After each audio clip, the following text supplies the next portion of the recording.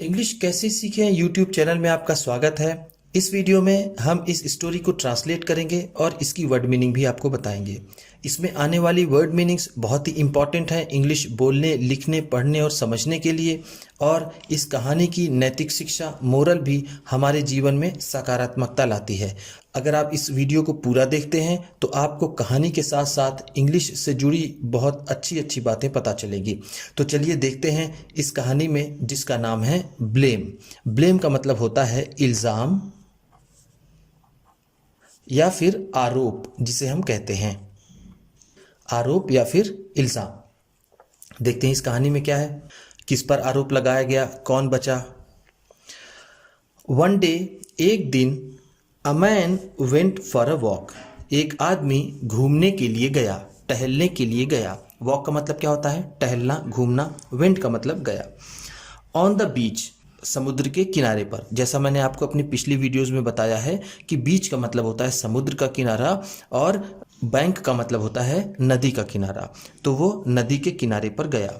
Went का मतलब गया। ये गो का सेकेंड फॉर्म है।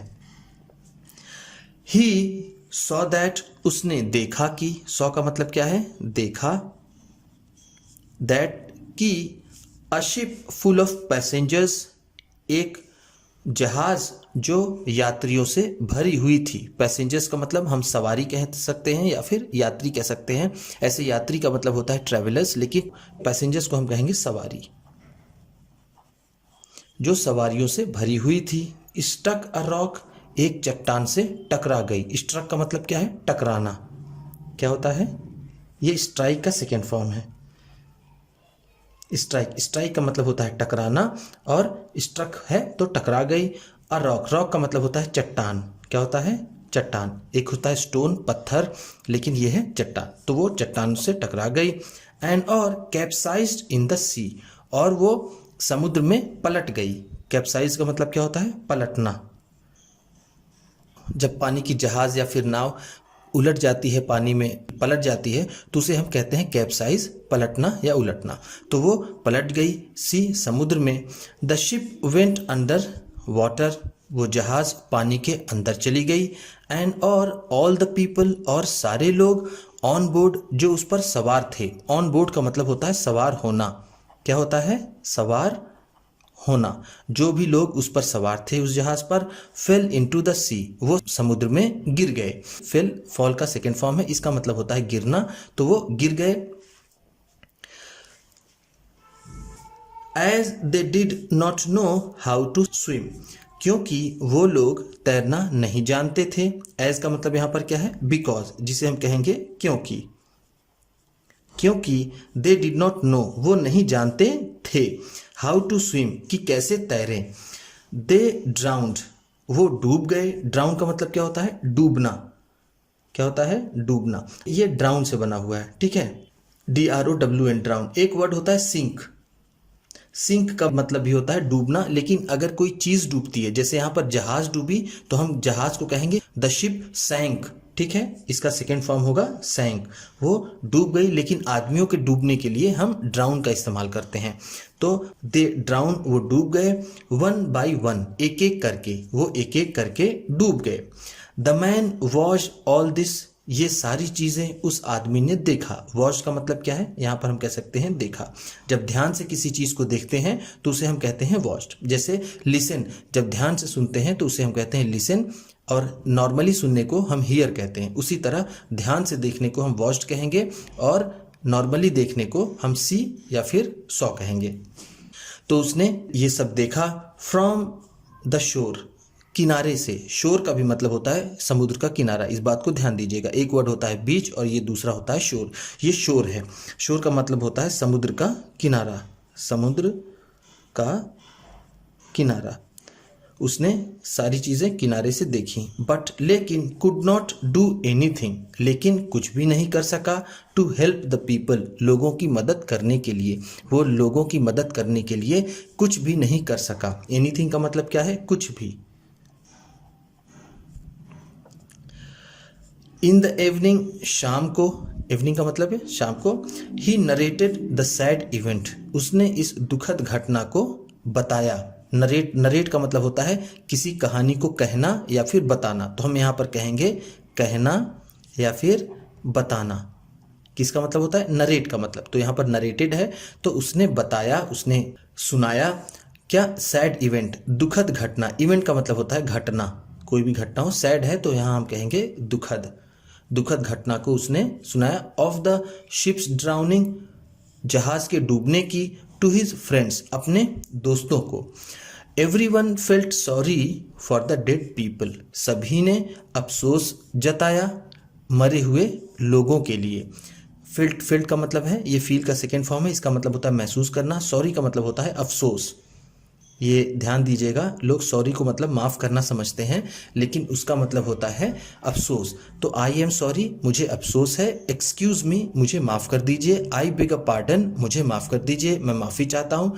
इस तरह के वर्ड्स माफ़ी के लिए इस्तेमाल करते हैं। अफसोस का मतलब उन्होंने अपना दुख जाहिर किया उन मरे हुए लोगों को। डेड का मतलब होता है मरा हुआ, और पीपल का मतलब लोगों के। द मैन सेड, आदमी ने कहा, God has not been just, भगवान ने न्याय नहीं किया, भगवान न्यायोचित नहीं थे। जस्ट का मतलब यहाँ पर क्या है? न्यायोचित होना या फिर इंसाफ करना। भगवान ने न्याय नहीं किया।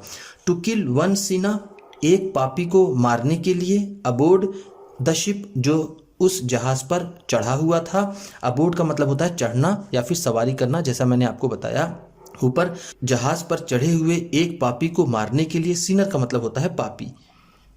सिन का मतलब होता है पाप और सिनर का मतलब होता है पापी। किल का मतलब जान से मारना। तो एक पापी को मारने के लिए जो जहाज पर चढ़ा हुआ था। He killed so many other innocent people, उसने इतने ज़्यादा बेकसूर लोगों को मार दिया। सो मेनी का मतलब बहुत से, हम क्या कहेंगे? बहुत से।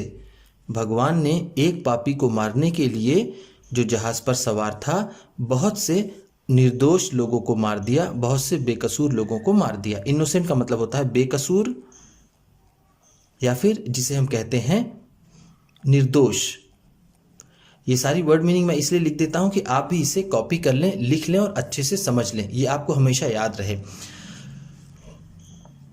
As he was saying this, जैसे ही वो ये बात कह रहा था, he felt a pinch on his feet, उसे एक चुटकी सा महसूस हुआ उसके पाँव पर।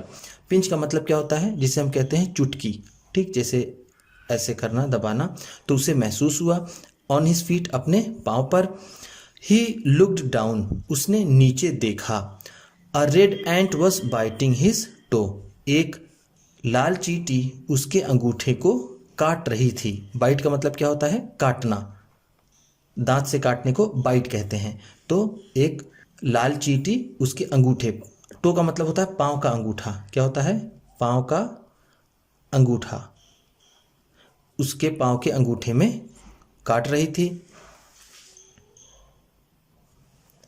मेनी अदर रेड एंट्स वर नियर हिज फीट, बहुत सी लाल चींटियां उसके पाँव के पास थीं। इन एंगर, गुस्से में, he started stamping his feet, गुस्से में उसने अपने पाँव को पटकना शुरू किया। स्टार्टेड का मतलब शुरू किया, स्टैम्प का मतलब होता है पाँव पटकना। क्या होता है? पाँव पटकना। उसने अपना पाँव पटकना शुरू किया। To crush the red ants, लाल चींटियों को कुचलने के लिए। क्रश का मतलब होता है कुचलना। क्या होता है? कुचलना। एक वर्ड होता है ट्रेड, उसका भी मतलब होता है कुचलना। तो लाल चींटियों को कुचलने के लिए उसने अपने पाँव को पटका। God appeared at the spot, भगवान उसी जगह पर प्रकट हुए। अपीयर्ड का मतलब क्या है? प्रकट होना या फिर आ जाना। तो वो भगवान वहाँ पर प्रकट हुए। एट द स्पॉट, उसी स्थान पर, उसी जगह पर। एंड सेड, और उन्होंने कहा, सी, देखो, how you are killing other innocent ants, देखो कि तुम कैसे दूसरे निर्दोष चींटियों को मार रहे हो। टू किल द वन, सिर्फ एक को मारने के लिए। विच बिट यू, जिसने तुम्हें काटा। तुम देख लो कि तुमने कितने निर्दोष चींटियों की जान ले ली, सिवाय एक के जिसने तुम्हें काटा। You were blaming me for unjust act, तुम मुझे इल्ज़ाम दे रहे थे उस अन्यायपूर्ण कृत्य के लिए, उस अन्यायपूर्ण कार्य के लिए तुम मुझे इल्ज़ाम दे रहे थे। देखिए यहाँ पर ये ब्लेम, ब्लेम का मतलब होता है इल्ज़ाम देना, तो तुम मुझे इल्ज़ाम दे रहे थे। अनजस्ट, अनजस्ट का मतलब होता है नाइंसाफ़ी। क्या होता है? नाइंसाफ़ी। उस नाइंसाफ़ी के लिए तुम मुझे इल्ज़ाम दे रहे थे। Look at your own actions, अपने कृत्यों को देखो। एक्शंस का मतलब क्या है? काम या फिर कृत्य। अपने काम को देखो। बिफोर ब्लेमिंग मी, मुझे इल्ज़ाम देने से पहले। फॉर एनीथिंग, किसी भी चीज़ के लिए, किसी भी चीज़ का इल्ज़ाम देने से पहले तुम अपने कृत्यों को देखो। द मैन फेल्ट अशेम्ड, उस आदमी ने शर्मिंदा महसूस किया। As he realised his mistake, क्योंकि उसने अपनी गलती महसूस की। वो शर्मिंदा होते हुए उसने अपनी गलती मान ली। रियलाइज का मतलब क्या है?